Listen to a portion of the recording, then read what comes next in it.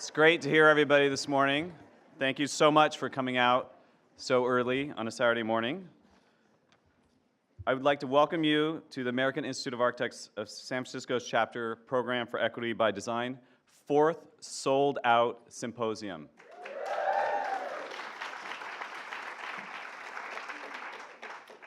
My name is Paul Cooper, and I am the president-elect of the AIA San Francisco chapter. It's my pleasure to be here, and I want to thank everybody for traveling near and far. We have people, we have 250 people from across the US and Australia. So it promises to be a great symposium. I want to thank Rosa Chang for her leadership.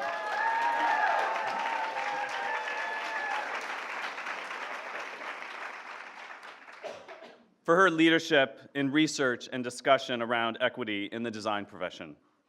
And now I'd like to introduce you to Jennifer Jones, the Executive Director of the AIASF chapter. Thank you.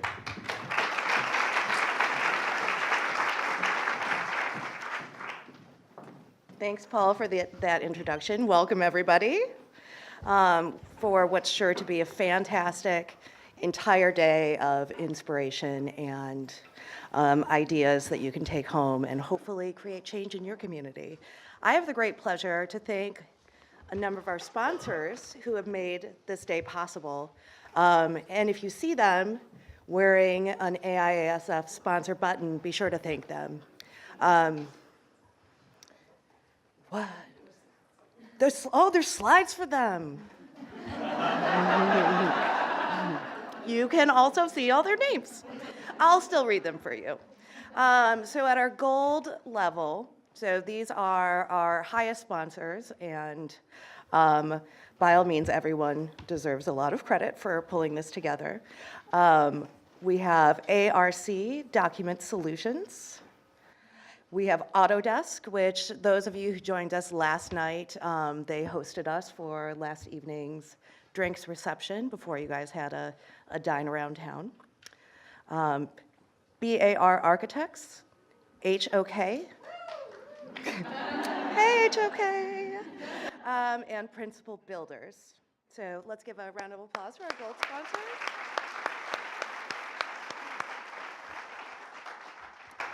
Our mentors, those giving $2,500 and above, include EHDD, Epic Scan, who sponsored your lanyards, thank you, Integral Group, McCarthy Builders, Monograph Dixon & Moe LLC, Perkins & Will, SOM, Smith Group, JJR, TerraCore for one of your breaks this afternoon, and WRNS Studio. Round of applause for you.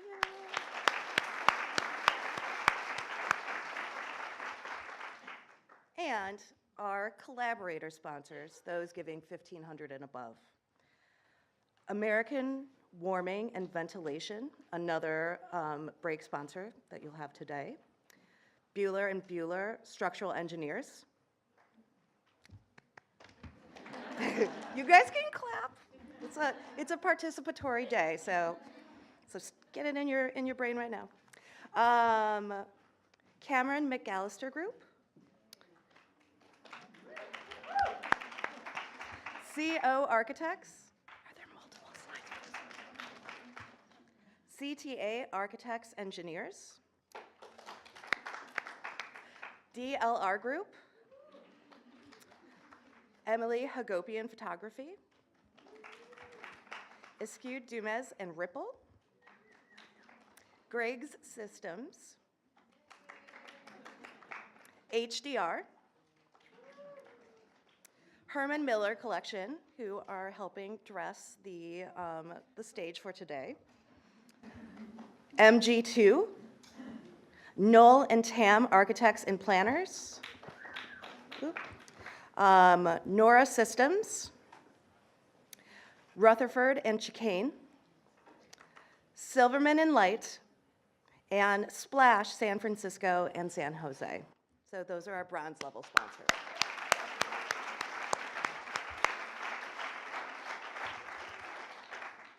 So we also have a number of the people who supported the survey effort and the research initiative that we did this year who are also in attendance. AIA National provided money for the survey from their diversity and inclusion grant, so thanks AIA National. Also HDR, HGA Architects and Engineers, HOK, Perkins Eastman, Perkins and Will, and all of our sustaining sponsors from this year helped support this initiative. So very important to the chapter, very important to the profession, and round of applause for everybody.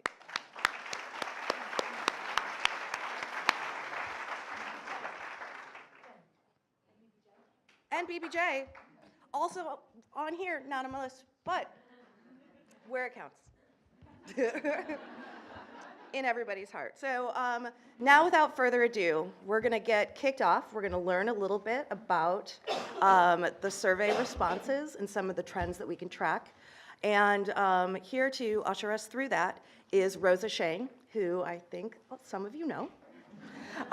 Rosa is a champion for equity, both locally with the chapter and AIA San Francisco, as well as nationally and internationally. She's spoken about issues in equity abroad, locally, and has been recognized as a champion for equity by numerous groups. So thank you for leading the effort here, and I'm very pleased to introduce Rosa Shang.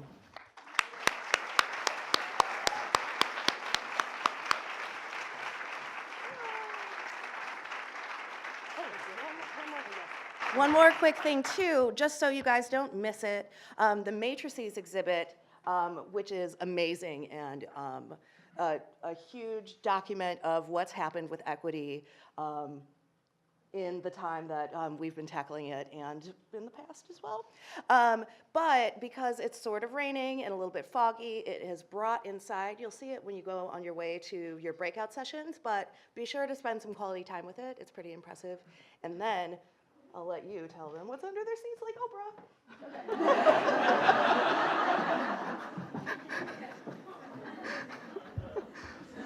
So funny. Thank you, Jen.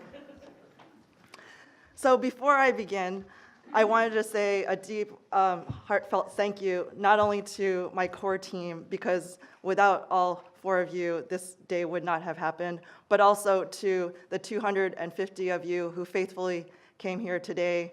Some of you are, on the brink of having colds. Some of you have traveled from across the US and even Australia. Thank you. So this is all for you, and we know this is going to be an amazing day, and we just ask you to engage in the unexpected. And I want you to look to the right and left of you at the person, and I want you to know that at the end of the day, you are going to become best friends for life.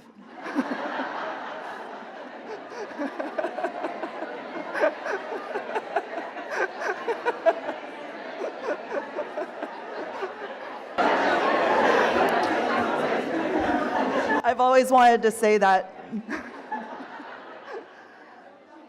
And then today is October 29th.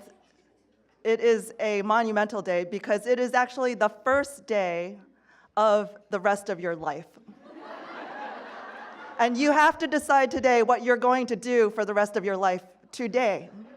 So I'm going to keep you to that. So I had this anxiety attack at 3 a.m. this morning of my presentation and people rolling their eyes and saying, "Good God, I've heard that already. Do we really need to hear that again?"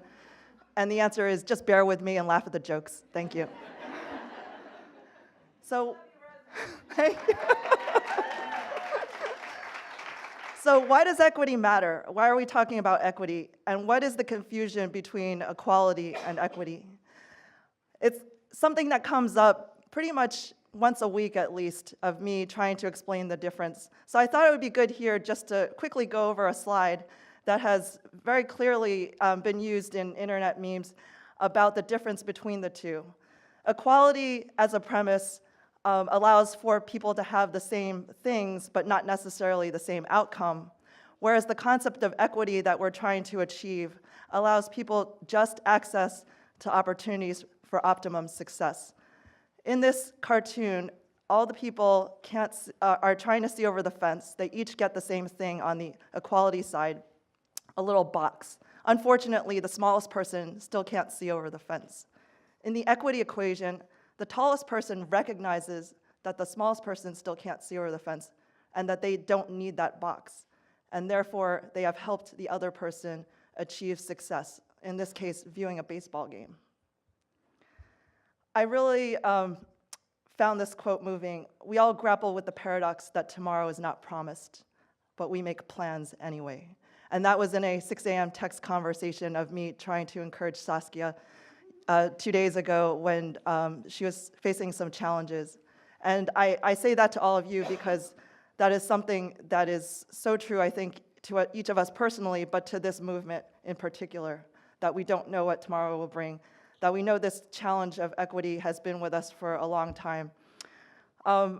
I came to this point in my life where I was about to leave architecture back in 2013, and Saskia is actually one of the people that rescued me by saying, last minute, can you do me a favor? Can you come speak at this panel session that was unplanned? It was the Missing 32% Symposium in 2013, and we had no idea what we were getting ourselves into.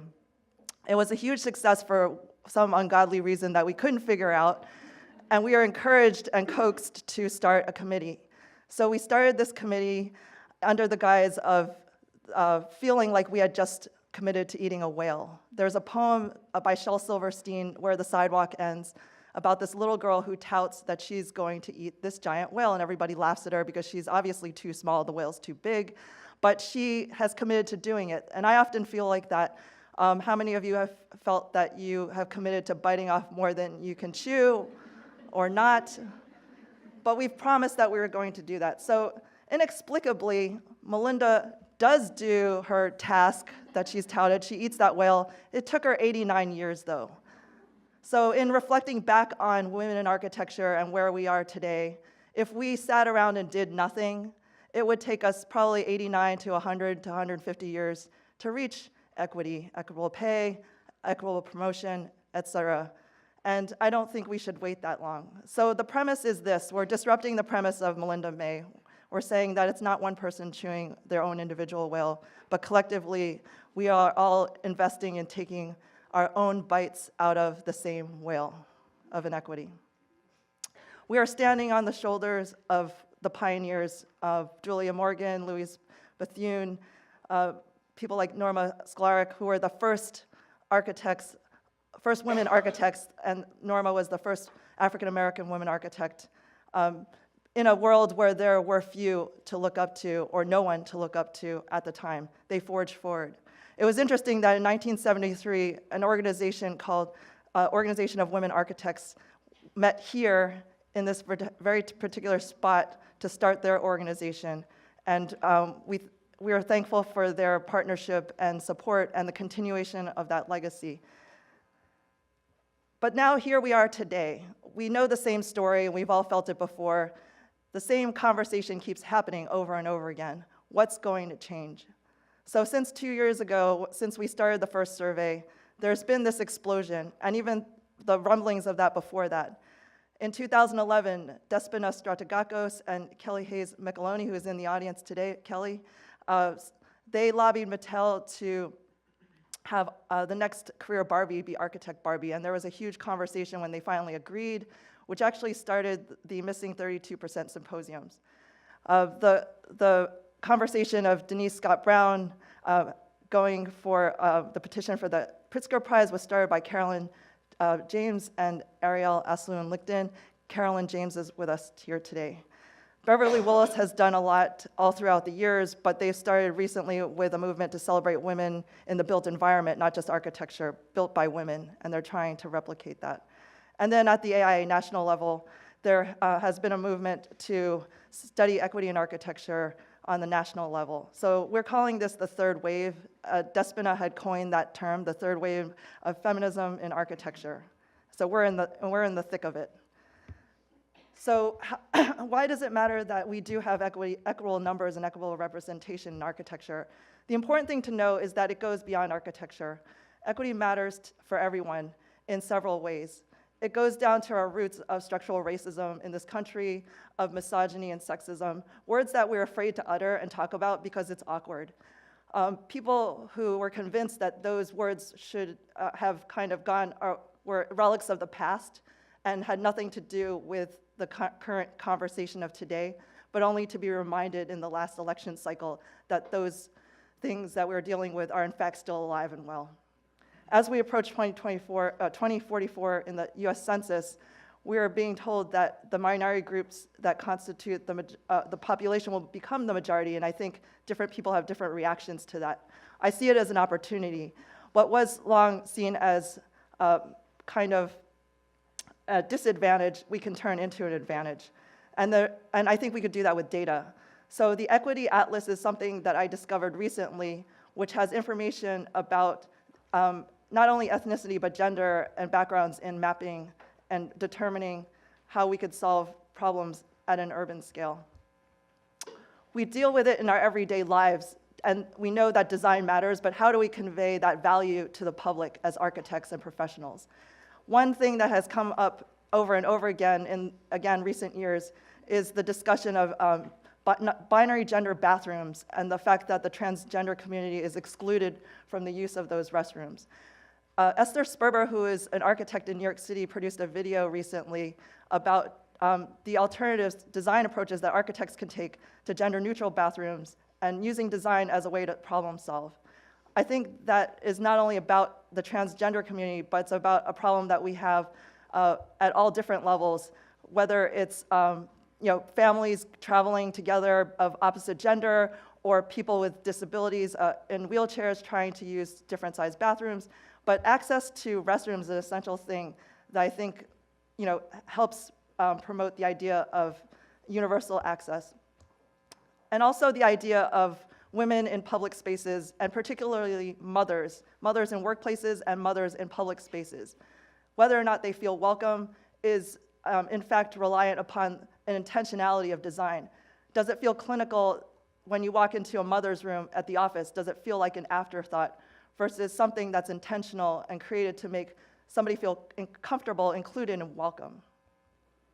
So I switch over from the premise of the value of equity in architecture and beyond, and how we could prove that to society in the core of how we represent ourselves as people in the profession. Because as you know from previous studies, people of color and women are very underrepresented in architecture, and that's why we're here today, to try to help solve that.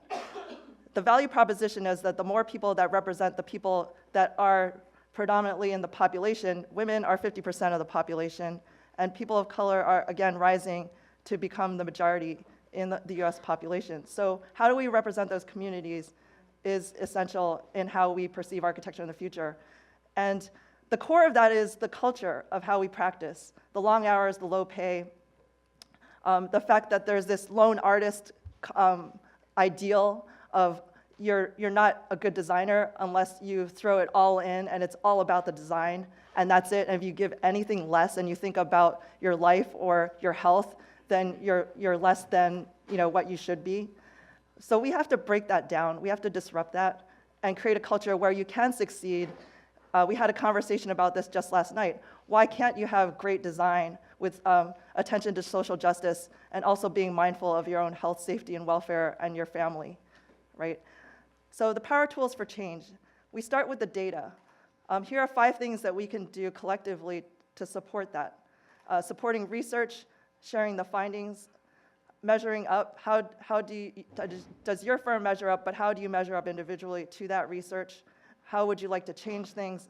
And in wanting to change things, make those changes by starting the conversation within your own firms, using the data as the calling card where it's not embarrassing, you did this to me, but hey, look at these statistics. What do you think about that? And then finally, 5, reassess after you've made changes within your workplace, and then compare yourself again and repeat. Other power tools for change. Building relationships. This is probably one of the most important things that you individually can do and collectively, is to embrace technology, number 1. We're live tweeting today, I encourage everybody to get on Twitter. I know it's kind of this weird thing where people think if I get on Twitter, I'm going to be trolled to death. Bad things are going to happen to me. But I encourage you to think of it as a disruption. If we as architects can collectively gather around a common watering hole, a place for news, information sharing, and resources, we will be that much stronger in getting the information out to each other. And part of it is, if you're not in the room, then you're not included. So let's try to bring everybody who's not here today in the room by sharing in an open way what is actually happening. Make those connections. Like I said, the person to the right and left of you are going to be your best friends by the end of the day. And embrace that, because that was one of the odd things about the core team forming, was it was this happenstance of people meeting each other and finding affinity. Find and be a champion. It took me a long time to figure that out, but to realize that getting ahead is not just about working hard. It requires support and mentorship and people who believe in you and people who say, you deserve a seat at the table and you're coming along no matter how you feel at any given point in time. And to pay back that by being a champion to others and realizing that there's somebody out there who's on the brink of leaving architecture and you could change their life. And then 4, commit to action. We'll be talking a little bit more about that today. The power tools for a hackathon mindset. This is something that we've been testing out in the last couple of conventions, and I'm happy to report that we were accepted for the 2017 convention, hackathon number 3. The core values of the hackathon mindset that I ask and challenge each of you to adopt. 1 is to get curious. Ask why over and over again, just like our kids potentially ask us why, even though we just want to say, just because. Ask what's next. Anticipate the next thing. What will be the next thing? Even though you don't have an answer right now, dig deep and try to find that answer. 3, defy tradition.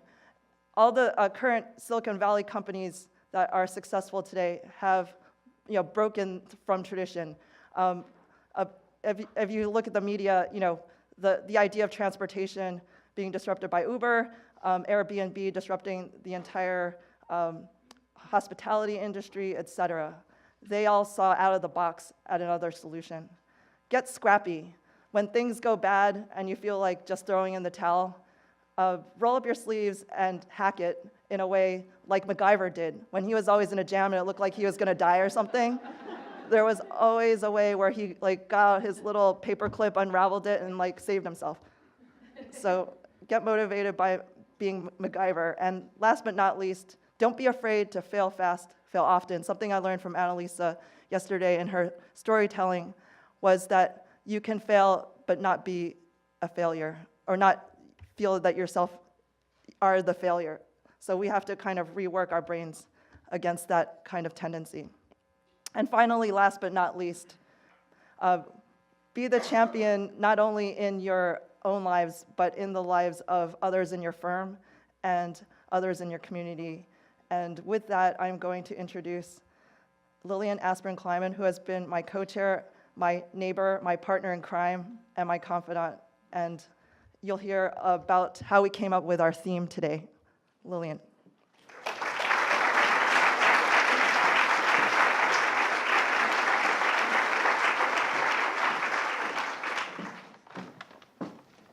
Hello, everybody. First of all, thank you for being here, and thank you for the people at home that are allowing you to be here today. I am just thrilled to be here. What a great morning, what a great evening last night, what a wonderful group of people. I would just wanted to take a moment. It's early. If this is your first time coming to the symposium, please stand up. Wow. Okay. Well, we want to say welcome.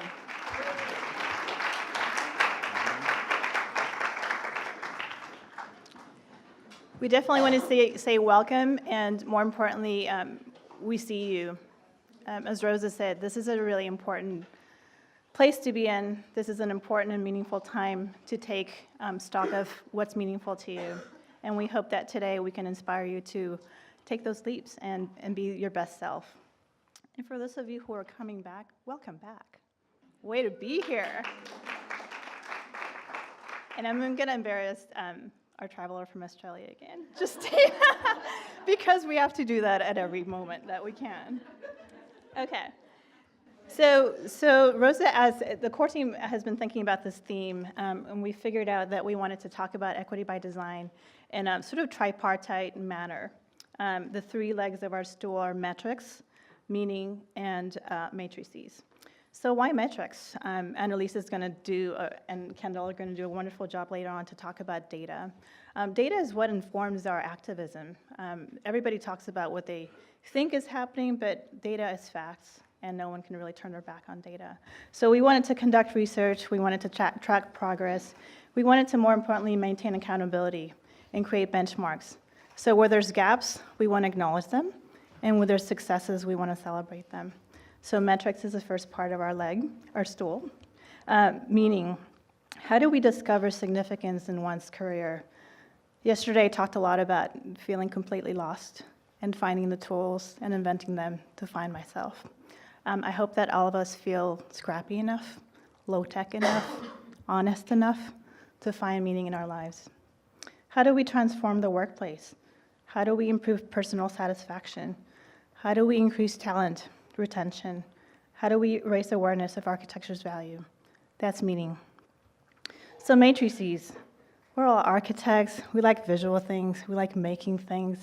So we figured, what if we can find a way to create an aggregate of all of the things that we're doing together today? What are the things that we're discovering? What are the things that we're making? How does it become real? So I do invite you to take a moment and stop at that room. I think it's right on the corner from the breakout sessions. And here we're actually building an organism that is representative of all of our thoughts.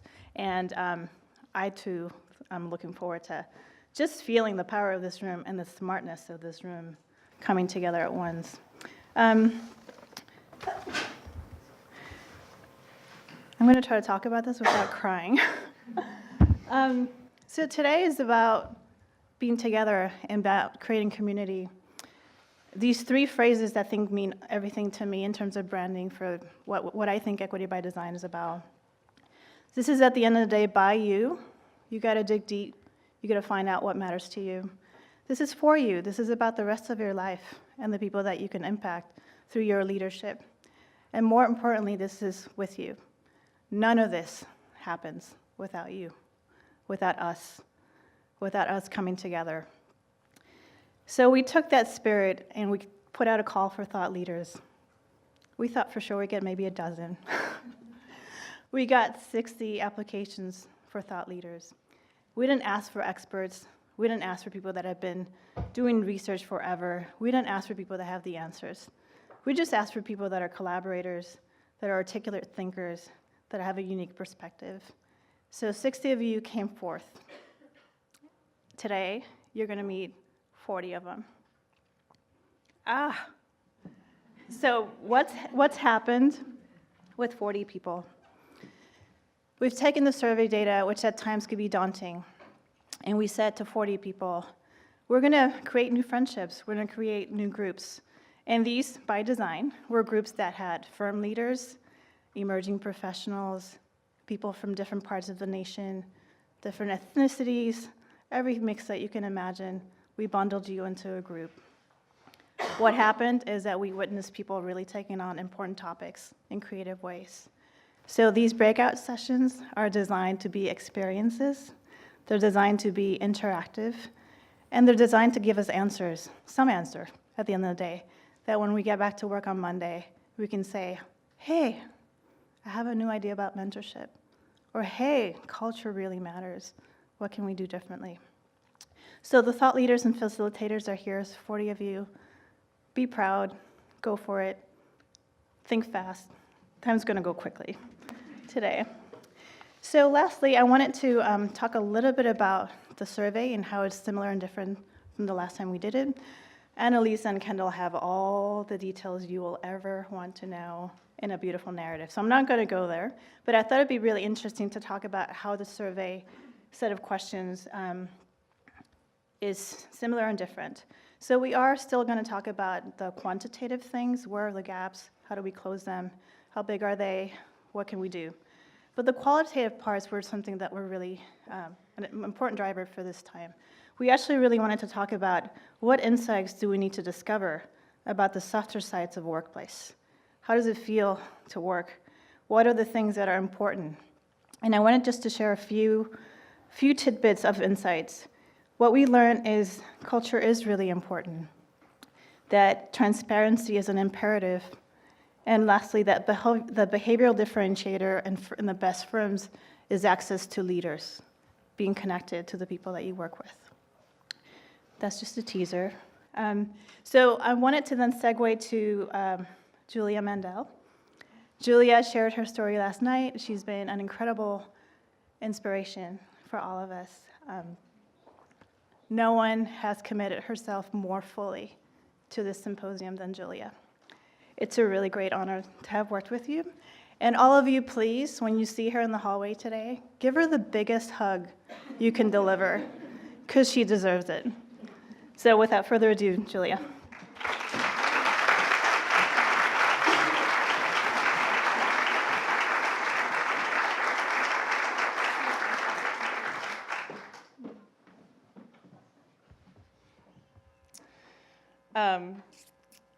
So I was all set. I was going to do these pretty straightforward things, and then Lillian made me cry. So thank you all for being here. And this has been a journey. It's been about a year of intensive planning and talking almost every day, it feels like. And it's so exciting to finally be here and to have all of you with us. To share and inspire us and give us your ideas about these issues that we've been talking about for so long. So welcome. So for our day, I wanted to share with you what the day is going to be like, what your experiences are going to be like.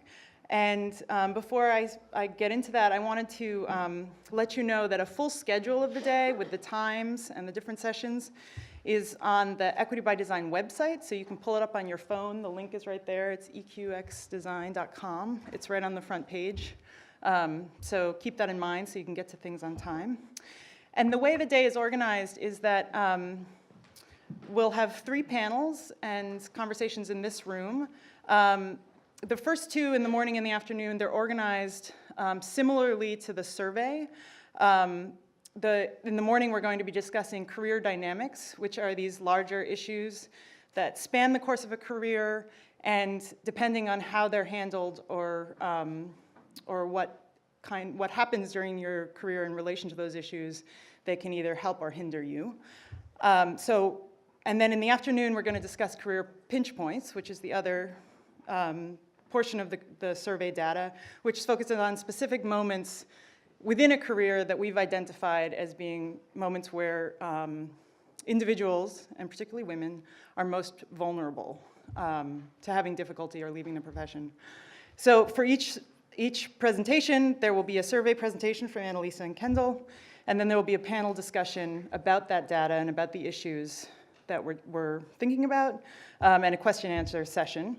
And then we'll go on to the breakout sessions, and there are 4 sessions. You've signed up for one. They're in different classrooms, and one of them will take place here. And then we'll reconvene at the end for the matrices session, where everything kind of comes together, and we think about the big picture and about what all these conversations get us and how we can use them as a springboard to new things. And we'll have a keynote address from Kat Gordon of the 3% Project in advertising, and then a panel discussion with leaders who are thinking creatively about equity and the profession. I also wanted to tell you a little bit about, you've heard about the matrices exhibit, which is fantastic. That room that they're talking about, it's on the eastern side of the courtyard. When you came in the front entrance, it's on your left. This is your left. You're right. I am directionally dyslexic, which is really embarrassing for an architect. Just with left and right, this hand. So So it's in that room. You all know really well now where it is. The matrices exhibit functions at 3 scales. The first scale is the large scale. It's these cards in that image. They are already up and ready for you to hang out with. They have information about the history of both equity by design and the equity movement in general, and about our initiatives, the survey, the symposium. So go take a look. And then there are 2 other scales that, as Lillian said, we're going to interact with during the day. In your breakout sessions, we have medium-sized cards that you'll be using in your interactive activities and producing kind of results from your thinking and work. And then after the sessions, we'll bring those together and build smaller matrices that will kind of be arrayed around this. And then the smallest scale, and this is the Oprah moment. I get to do the Oprah moment. Under your chairs, every single person has a card. Yeah,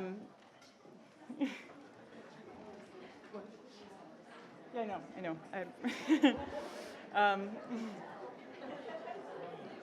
So everybody's got the card. So during the course of the day, we'd like you to take this card and write on it what your commitment will be to equity for the next 2 years. So before we reconvene in 2 years for the next Equity by Design Symposium, what are you going to do yourself in a concrete way to move us toward equity? And it can be anything. It can be personal. It can be helping out your firm, bringing new ideas. It can be on a national or regional scale. And so you're going to write that on this card, and then you're going to take a picture with the card in front of you like this. You can see Rosa in the picture on the screen. We have a photographer, Emily Hagopian, who is going to be taking pictures for our keeping and to go on social media and in future displays with Equity by Design. You can see in that picture the EQXD commit backdrop, so that'll happen with the exhibit there. And then we also encourage you with your friends, people you just meet, to take pictures of each other and put them on social media to really share how important equity is to you. And then once you've taken a picture and written your commitment, we'd like to ask you to put them together and build mini matrices. You can see in that image there. And there are places, the kind of table-like pieces in the large matrices are intended to hold those structures, and hopefully they'll overflow and we can get creative with how they interact with the large cards. But the idea is that we're building the exhibit ourselves. And I also want to mention that maybe some of you recognize this, but this idea is inspired by Charles and Ray Eames' House of Cards, classic House of Cards. And these cards themselves are actually a product of the Eames Foundation. So we have a great debt to them for this. And it's such a great, talking about low-tech and scrappy way for us to bootstrap and create new things for ourselves. So join us in doing this. I also want to mention, again, make another plug for the live tweeting, that, as Rosa described it really well, the other thing that's important to us about the live tweeting is that it's the main way that we are archiving the day in a text way. We're going to have video, but we're going to create a Storify archive of all of the tweets that come with the hashtags, and then we will have a record of what's happened in every session. So we're hoping to have people in every single session, the breakouts, the main panels, who are sharing their thoughts, observations, quotes, what's going on. And there are hashtags. The main hashtag is right there. There's also a hashtag for each breakout that is going to be on the screen in the room. So even if you're new to tweeting, give it a try. In this kind of setting, you'll find it's really exciting because so many people do it and you can follow the hashtags. So join us in the new frontier. So with that, I'd like to move on to our first survey discussion. We're going to discuss career dynamics.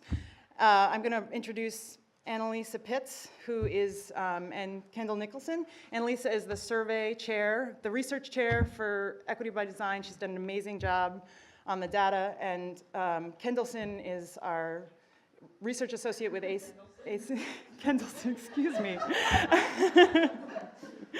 Kendall is our research associate with ACSA. This is an AIA continuing education course. We're going to be going over the data and learning about the career dynamics and how to identify them and problem solve for them, so their learning objectives.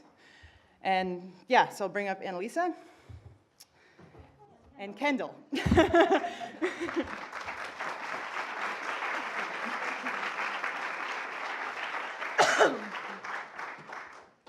All right, hello everybody.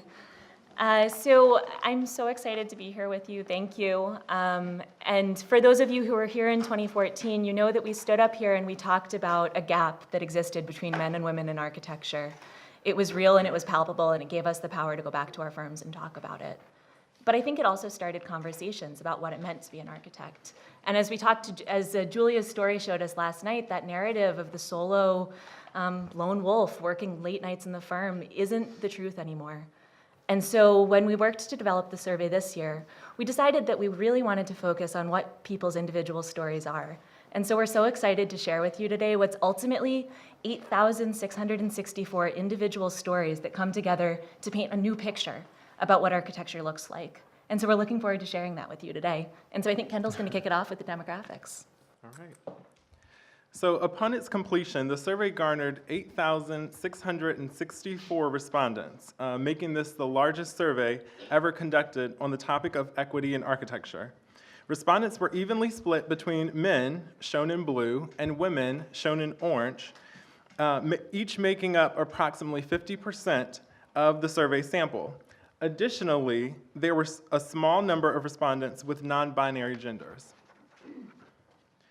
While we had a relatively even gender balance in our respondent pool, there was little racial and ethnic diversity, with about 90% of respondents describing themselves as white or Caucasian.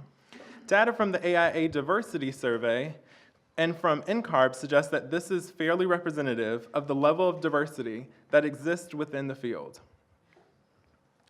The majority of our respondents were professionally practicing architecture, either within a firm or as a sole practitioner. We did have a significant number of respondents working outside of the traditional firm setting. These include people working in a related field, teaching architecture, studying architecture, providing full-time care for a family member, or being unemployed or retired. We'll discuss the experiences of this population, which we've called Beyond Architecture, later in this presentation. Our respondents' geography was also fairly representative of the distribution of architecture professionals in the country, with heavy concentrations, as you can see, in states like California, New York, and Illinois. Overall, we received survey responses from all 50 states, as well as from foreign countries on all 6 of the inhabited continents. In regards to experience, there was an interesting pattern that emerged from our survey sample. While the majority of our less experienced respondents were female, the majority of our respondents with more than 14 years of experience were male. In some ways, this is representative of what's been called the pipeline problem in architecture. If we were to go back in time 25 years, men were much more likely than women to pursue architecture degrees. Consequently, today, there are many more men than women with 25 years of experience. For practical purposes, this made it difficult to simply compare men to women in our results. And so you'll see the majority of the time that we analyze variables like salary by both gender and years of experience. So on to the meat of the analysis. Today we're going to be presenting you with 2 different frameworks for looking at equity within the architectural profession. Through the lens of career dynamics, we're going to explore issues that impact us all, regardless of our level of experience, and the ways that these experiences shape our career perspectives. So we'll talk about that this morning.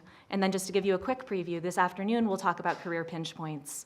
These are personal and professional milestones that have the potential to cause real roadblocks in our careers and even push some of us out of the field. So on to the first career dynamic. The first career dynamic, finding the right fit, focuses on how and why we choose jobs to work in particular settings. the ways that these settings shape our career perspectives, and then ultimately and unfortunately, what causes us to leave jobs. So when we asked our respondents how they had chosen their current job, we found that men and women agreed that the most important characteristics were the quality of projects, opportunities that the job offered for learning, and a firm's reputation. Once people were in jobs, however, we found that men's and women's career perceptions differed. When we asked our respondents about their career perceptions in 14 different areas, together we've called these the metrics of success, we found that men had higher perceptions of their careers on average than women in every single one of these areas. We also saw that there were some interesting patterns that existed for both men and women. Women on average, for both men and women, so we're going to talk about them together. Both men and women tended to view their autonomy at their jobs, their overall satisfaction, and their levels of confidence as amongst the sort of most positive areas of their work lives. Meanwhile, both men and women agreed that workload, work life, and whether or not their firm had an effective promotion process were areas of weakness. Now, I've told you that women have lower career perceptions on average, but I don't want you to believe that this is because women are just negative people. So if we take, for instance, firm culture as an example, when we asked what drives a high impression of firm culture, we found that gender wasn't one of the key predictors of whether or not somebody had a positive impression. Instead, we found that those who said that they shared values with their company, those who said they had a seat at the table, that they were involved in decision-making, and those who said that they found their work meaningful and rewarding were much more likely to say that they approved of their firm's culture. Meanwhile, those who didn't receive any preparation for new roles and those who didn't have strong relationships at work were less likely to say that they approved of their firm's culture. Unfortunately, women were less likely to believe each of the three things that contribute to an opinion of firm culture, and they were more likely to have these sort of negative situations that contributed to negative opinions of firm culture.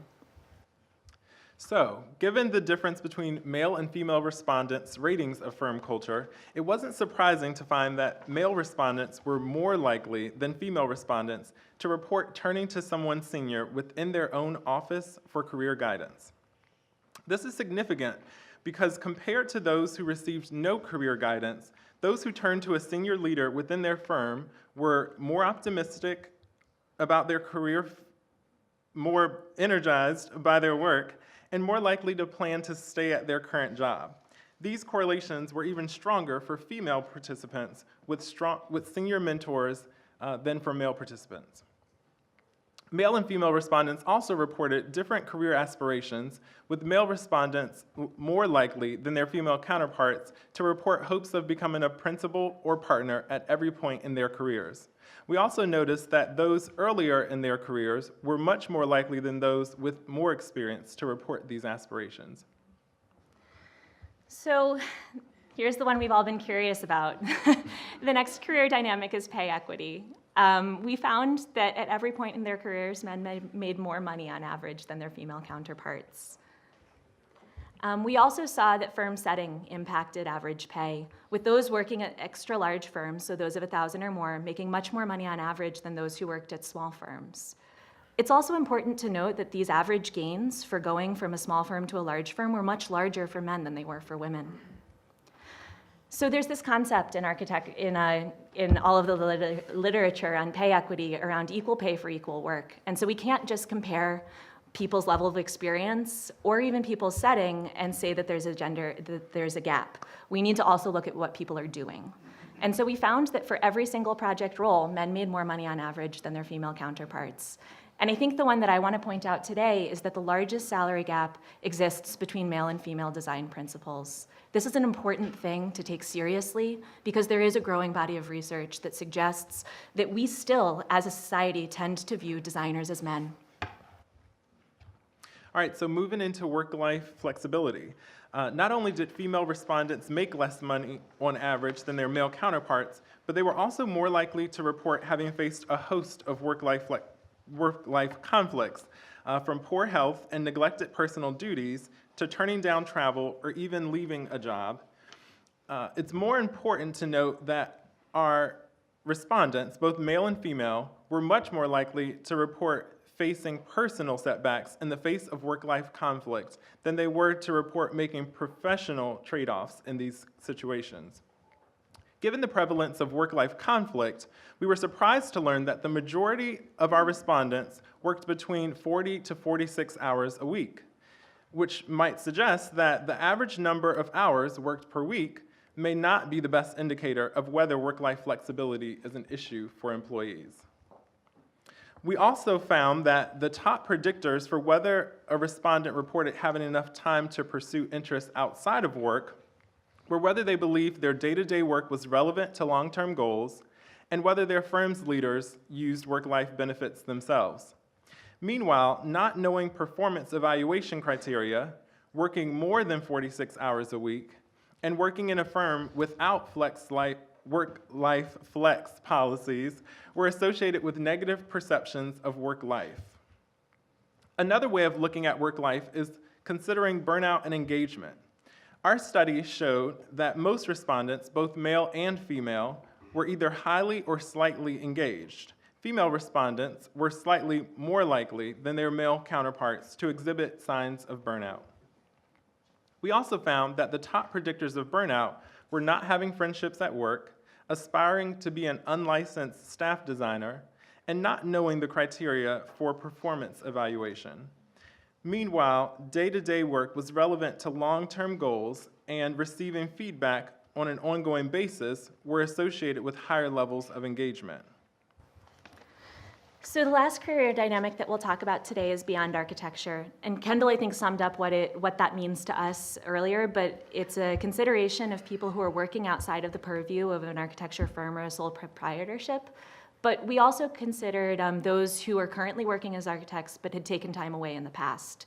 And so when we asked those who are currently working in firms whether they had ever taken a month or more away from practice, we found that the majority of our respondents had never done so. However, when we asked those who had never taken time away whether they wanted to take time away, maybe they hadn't asked for it, or maybe they just foresaw that they would want to do so in the future, we found that the vast majority of our respondents said that, yeah, a month or more off would be great for me. And so I think that it's important to note that firm leaders might do well to consider implementing leave of absence and sabbatical policies as a way of improving retention over the long term. So amongst those who were in the beyond architecture population currently, we found that the majority of our respondents were employed in another field. But just because they weren't working in firms didn't mean that they had left architecture, even though we always think of it that way. 90% of those who were working in another field said that they continued to influence the built environment in their professional lives. And so when we consider the architecture community, I think that we want to include these people in that fold. So now we're going to move on to a panel discussion with Julia taking the reins.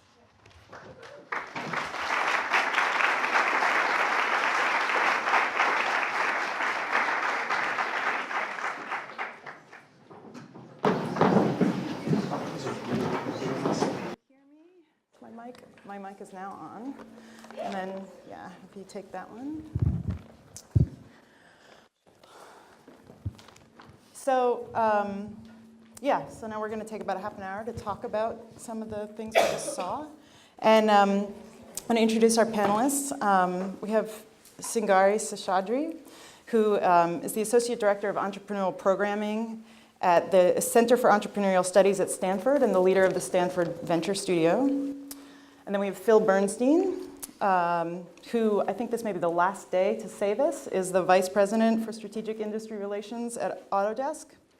Lanny McIntosh, Principal at the McIntosh Group in Tulsa, and Karen Williams, an architect at Pivot Architecture in Eugene, Oregon. So I wanted to start by talking about shared values.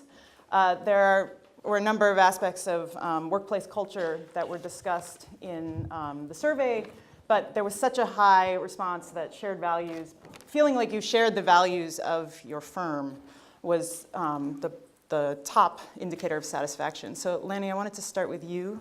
And my question is that the thing about shared values is there's the values that a firm, or the principles of the firm, can espouse as being the values, and then there's the practice of that, the strategy and the policies and the behavior.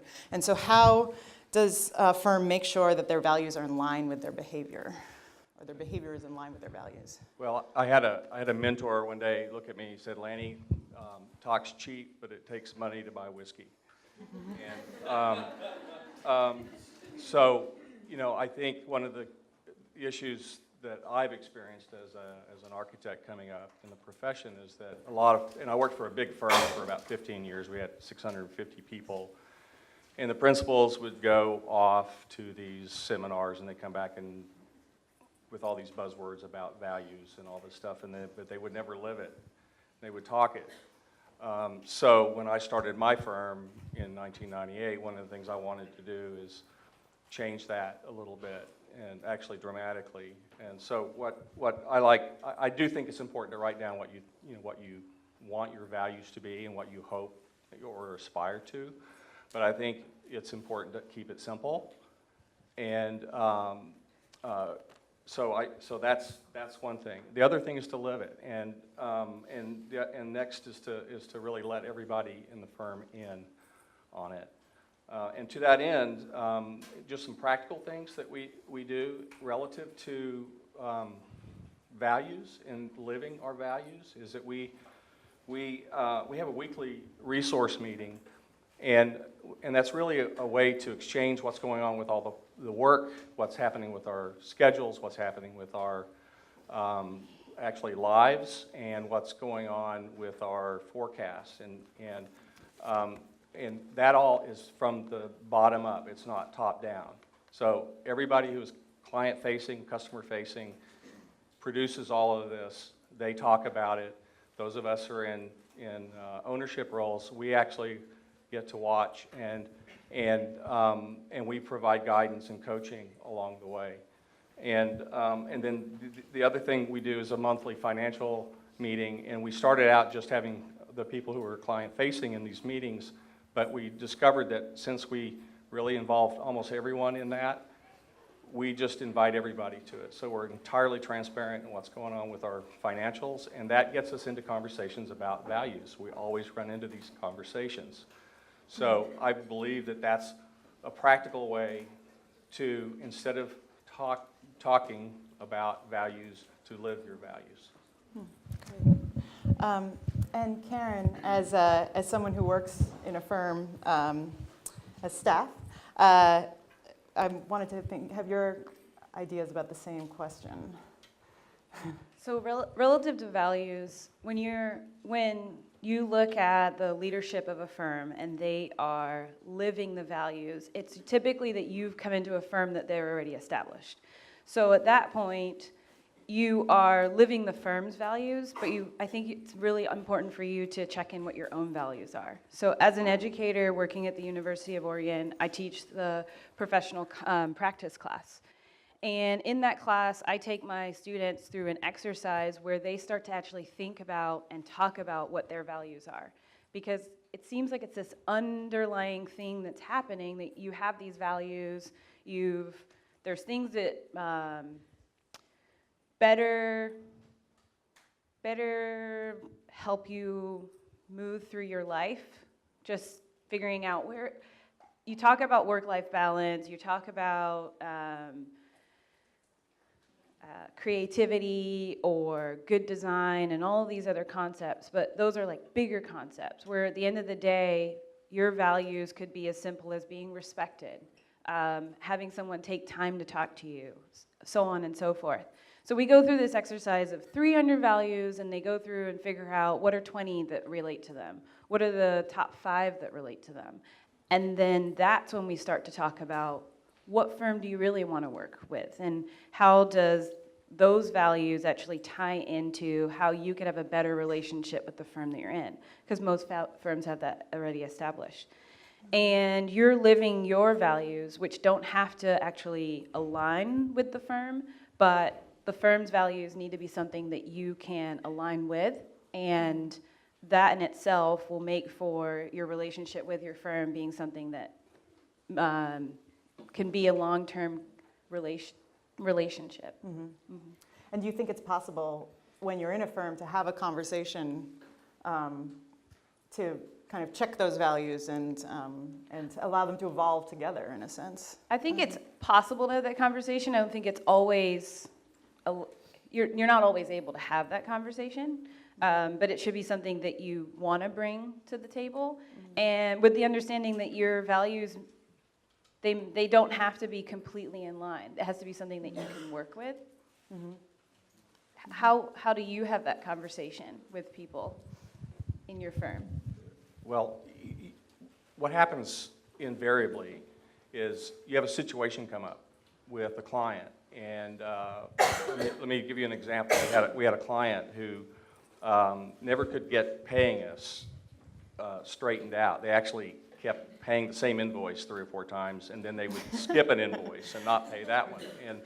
And when we finished up the work, they had overpaid us like $40,000, and we couldn't get them to acknowledge it. They were accounting, this is a big corporation, and so we sat down with the people involved in the project and on our end, and we talked about what is the right thing to do. We have that conversation every single day.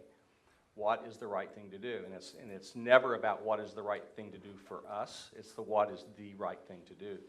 And so we cut a check, and I drove to Dallas, and took a bottle of wine, and hopefully that was helpful. And with my project manager, and we gave the check to the person that we were dealing with, and said, "Go find somebody needs to deposit this," and I guess. And the funny thing actually is that all good deeds don't go unpunished. What is that, the saying? Well, we ended up getting audited by their because we did the right thing. But we're very happy to do that. Great. So I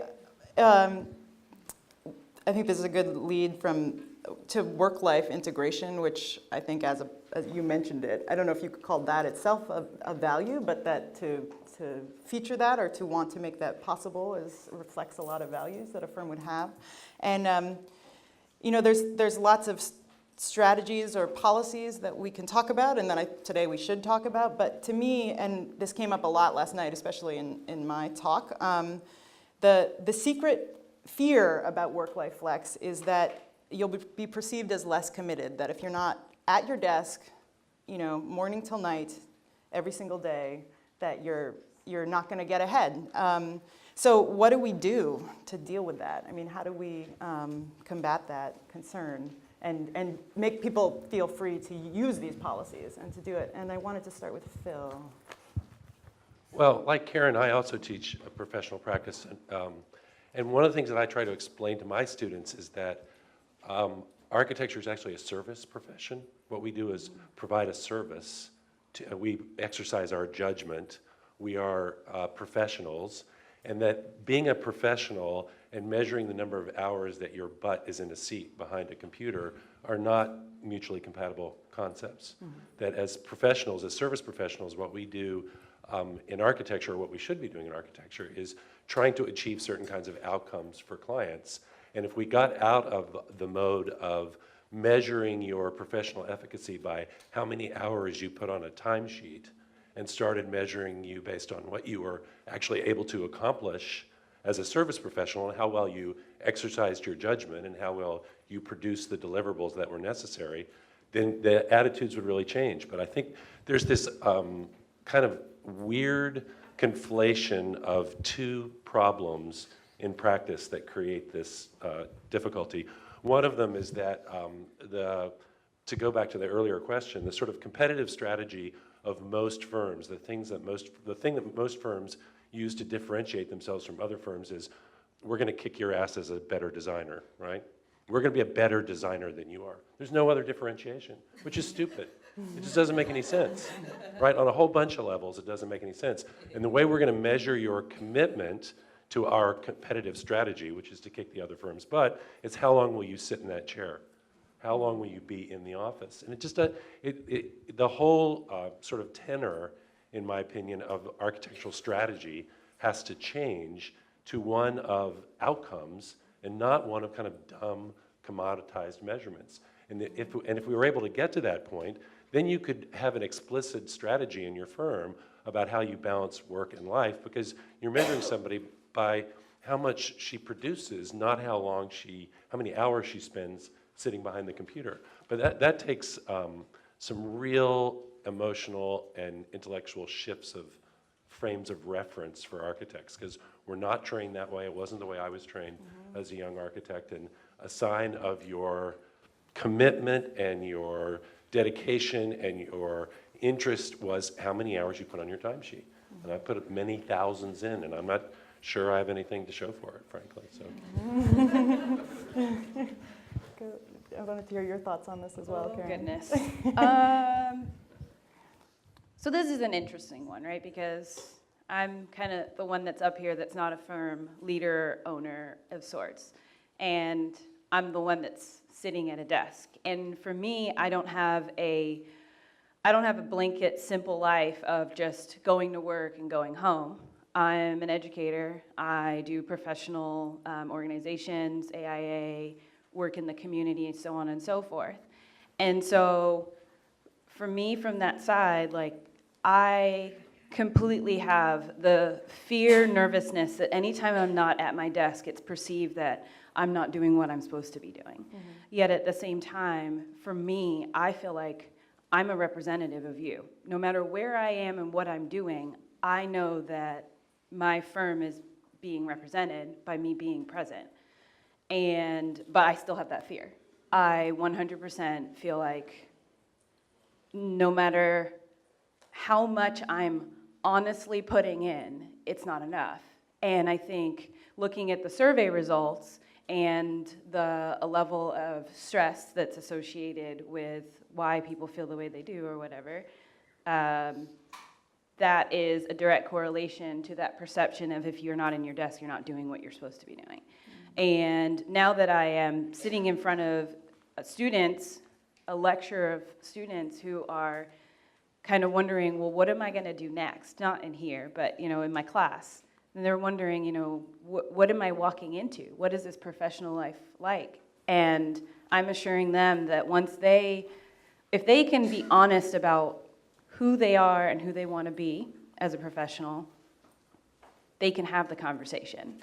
The key component is getting someone to listen, to say, my value is not the extent of me sitting in your desk. My value far exceeds that 40 hours a week that I'm sitting here. My value is the things that I dream about doing and the things that I am doing.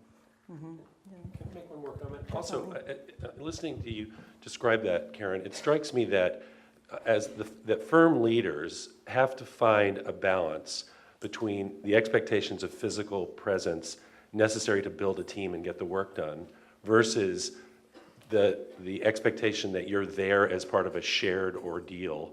And if you're not present, you're not part of the team. There has to be some expectation set at the senior level that that's not the case. That you need to be there as much as necessary so you feel like you're part of the team and you're making a contribution. But we don't measure that explicitly by how many hours are on your time card.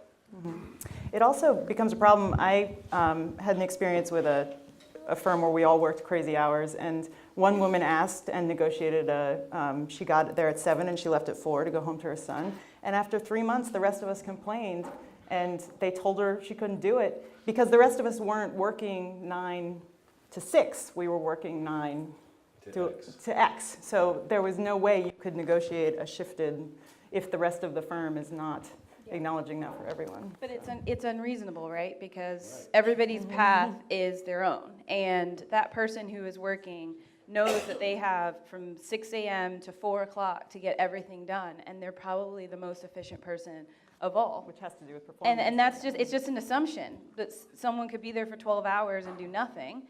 And someone could be there for 4 hours and get everything done. But it could also be switched. Someone who's working for 12 hours could be doing everything, and we just don't know it. And I think we need to identify people as people and treat each individual based on their scenario. And the big part is communication and actually having the conversation, but being honest and listening to each other. So here. And I just want to know why you guys are working every night from 9 to X. Every once in a while, it's okay to work for X to X, but every night to X? Something's wrong. Yeah.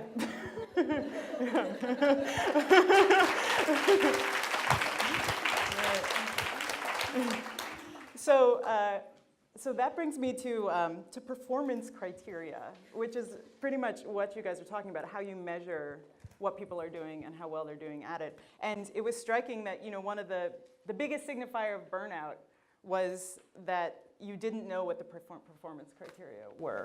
And so, Singari, I wanted to ask you about your thoughts on performance criteria.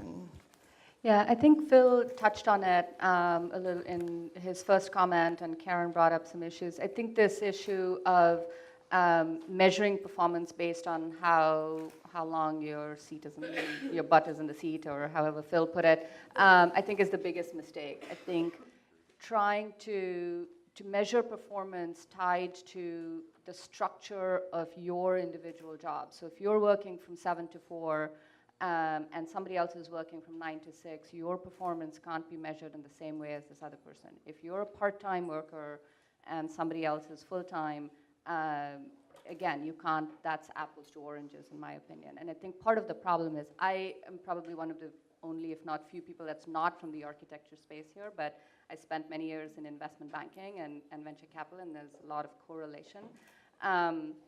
But in investment banking, we were measured by how many hours we clocked in and clocked out. And Phil, to your question, I worked 9 to X for many days. And one of the reasons I worked till X was because nobody else was leaving. Mm-hmm. And I was mortified at the idea of being the first one to get up and walk out. And I even worked at a firm where my boss made it a rule that everybody had to be in the office before he was. And he would actually get there at 7:30 in the morning. So we all had to be there at 7 in the morning, 7 days a week. And so I think there's this kind of career path that's laid out. I think it's similar in architecture, certainly with all the survey results, I see it, that hasn't changed in I don't know how many years. You move up a certain ladder in a certain way.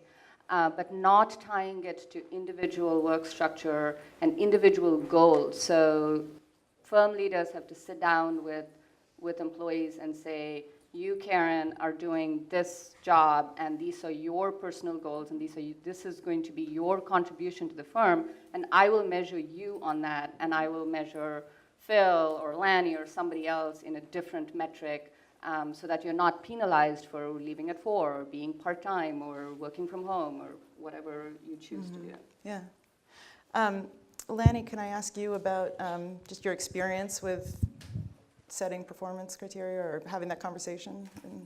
Yeah, I'm going to be the bad guy. I hate doing reviews. We hate sitting in them sometimes. I hated... We hate sitting in them sometimes. And I hated getting reviews. And the culture of whether it's architecture or any kind of business, is that everybody equates a performance review with the salary. And that's a big trap. It's the wrong thing. And I believe that if you do it once a year, then it's of no value. You have to try to get feedback as close to the event or action or element that you're talking about as you can. So we actually threw out. We did a real purposeful what we thought was thoughtful process that I thought was a complete failure, and because nobody was happy, including me. And I felt like I was just removed enough from the action that I was the wrong person to have the conversation with most of the people on my staff. And so we've actually put in place what we call, it's really a cohort-based process that lets small groups of people come together and talk about what's going on in a kind of a safe, confidential, open or setting where they can talk about what their aspirations and dreams and problems and issues are that are with a group of people who have similar circumstances. And then they come together and they have a scribe who then reports back to us, and then we roll that all up, and then we can start having meaningful conversations about where we can point training, leadership development experiences, and things like that with our folks. So. Just add one thing. I feel like in general, the onus is a little bit on the individual as well to take ownership of this. I strongly believe that firm leaders and companies should do more to change culture, change policies, do more, but until that happens in sort of some massive way, I think the onus is on you and us individually to take ownership of it and have that conversation. And if it's not the right environment and you don't feel that the environment supports you having flexibility, being able to leave whenever you want, or that measures you based on how much time you spend in a chair or at a desk, then maybe it's time to find a different environment. And I wanted to contrast the two experiences that I've had, because I spent sort of 15 years in a fancy pants design firm that had no performance criteria evaluation, nothing. It was all just magical. You know, you were magically promoted, you were magically got raises, everything was magic. And then for the last 15 years, I've worked for a software vendor, a big company, corporate company, right?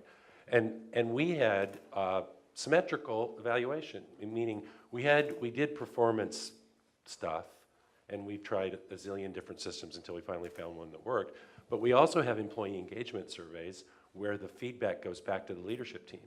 And they were very sophisticated, and they gave very detailed indications of whether people were happy with their work-life balance and their development opportunities. And part of my bonus was based on my employee engagement survey results.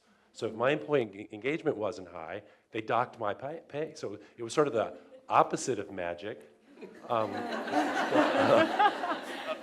Which is magic. But at least it was systematic. It was a systematic way of saying, we're going to look both in terms of people's performance, but it also includes your performance as management. And that, it seemed to work pretty well. Can I make a little comment? Yeah.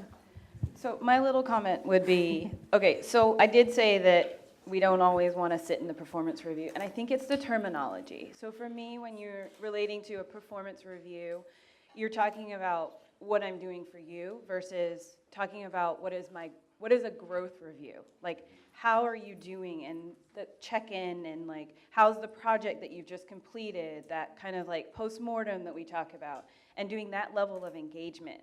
So when you do this annual review, it's icky, because it is icky is a technical term, and it's connected back to like the money associated component, which is not a true value. You know, the value is not a quantitative element relative to dollar signs. It's also relative to the overall experience. And if we want people to be engaged in the profession and stay there, we want to talk about their growth and their trajectory and what their intentions are for being a part of the profession. And that doesn't always happen when you just talk about your performance, where you are and what you're doing. Like, we want to make it a little bit more squishy. Okay. One last comment. I just want to second Phil's thing about the feedback going both ways. And I think rather than call it performance review, I think feedback is really what it is. And I think in one of the slides up there, it did say that feedback, getting feedback helped with, I think it was with burnout or engagement or something like that. But I've been in firms where we called it a 360-degree review. So I provided feedback to my boss, and my boss gave me feedback. But that felt more equal or equitable. And I think that's really important. So we're going to do a couple audience questions, but I wanted to get one more comment from Singari, because we discussed this question, specifically performance criteria, in relation to pay equity a lot when we were having discussions before this, and it's such a huge deal. So I wanted to hear your thoughts on that. Yeah, I do think the performance criteria and this kind of antiquated, for lack of a better way to put it, structure that certain industries follow has an impact on pay gap. I think one of the comments that was also made in the survey and in the data is this whole historical catch-up that women are doing, because more men enter the architecture profession, so in theory, there's more experienced men in the profession. But I think there's also, what's really interesting to me is what happens after men or women have spent 10 to 15 years in the profession. I think there's clearly these pinch points that you'll talk about in a later panel, where women tend to leave or take flexibility, or somehow the career trajectory changes slightly, and that has a significant impact on pay gap. So there's definitely I would say age experience correlation to the pay gap that is then exacerbated by these performance and pay structures that don't necessarily compensate you or reward you based on the work you're doing or the outcomes, as Phil put it, but rather like how much time are you spending, and are you part-time, are you full-time, where are you at in that ladder. I think not having enough leadership, female leadership at firms, I was having a conversation with somebody earlier about that, is an impact not just in the architecture field, it's universal. If you don't have enough women driving the firm's culture, values, policies, how people are compensated, how people are rewarded, how people are judged, it's just not gonna have the same impact. And then there's the mommy tax that we've all paid. So I want to open it up for questions. I see your hands there in the white shirt. Yeah. Yeah, so I'm interested in this discussion about hours and how many hours people work. And mercifully, I don't have the issue currently, but in past employment opportunities, it seems like sometimes women in that case would actually work more hours and wouldn't actually be rewarded for the contributions that they made. And in some cases it was, I would say magic was a good word for it, that it was, you could end up doing a lot of extra things around the office, or you could end up putting in extra hours, extra time, but the criteria that you were being based on, that you were being evaluated on, what didn't actually quite match up. So I'm interested that this is the topic, because in the past I've had a very different experience where it's actually, it seems that the performance evaluation criteria is weighted according to not how much time you're putting in, and is sort of an elusive element. So I just wanted to hear feedback about that aspect. Glennie, I think could personally respond to that. We don't really spend a lot of time looking at hours. The butt in seat problem is, there's kind of this weird balance between, where is Ted today? I mean, he's not even at his seat. But as it turns out, he's on the planning commission, and he's at a important hearing, and he's representing our company in a great way, or he's giving tours. So everybody brings value to the company. Everybody brings value to the company in a different way. And some people are incredibly effective in the way they use their time, and they can leave at 3 o'clock as far as I'm concerned. I don't care. I don't keep track of time. I don't look at the clock. And we really look at efficacy. And that covers a lot of ground. And I really feel like that's one really great way to start changing the culture, is to look at that. Up there, hand in the air. Yes. Black shirt. So my question is also about hours. So I see direct correlation to the architecture fee structure. So I'm wondering what are your thoughts about possibly using a different concept than hourly. I understand, a lump sum is, a lump sum, but yet principals use, people's hours to estimate the lump sum. But what about some other concepts, or your thoughts on architecture fee structure, whether perhaps, again, the value of the service that the firm is providing? Okay, so I'm going to answer this question as a faculty member, not as a member of the AIA. So antitrust bracket. Okay. and this is a subject of a lot of my research, which is about converting the value propositions of practice from commoditized strategies, which are essentially fixed fees, to outcome-based strategies. So if we're really so good at making life better for our clients, let's find ways of measuring that, and then let's get paid for it. And then we will get completely out of this really reductive equation of calculating our value based on a 1 hour transaction and calculating fees based on either hourly rates or hourly structures. But we're going to have to look at some radically different ways of the fundamental value proposition of practice, which is about getting things done and not lowest first cost. But that's the subject of a whole other symposium, I'm afraid. I just want to add, I think there's a shift, or at least a question being raised in the legal industry around the same thing. The lawyers very much work by billable hours too, and so I think particularly in Silicon Valley, there's starting to be sort of pushback on that in terms of questioning the value of just time spent. I'd like to add Yeah, great. to this. Okay, so being a savvy business person is not antithetical to being a really great architect.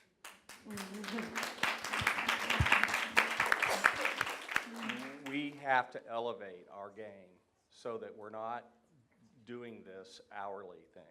And we do work that is of great value to society. And that work has great value. And it's time we stop treating ourselves this way. So. Yeah, great. So unfortunately, we're out of time. We will end with that comment. We'll now have a half an hour networking break, which is sponsored by TerraCore. And then at 11 o'clock, you report to your breakout session rooms promptly, and we'll put you to work. So thank you, everyone.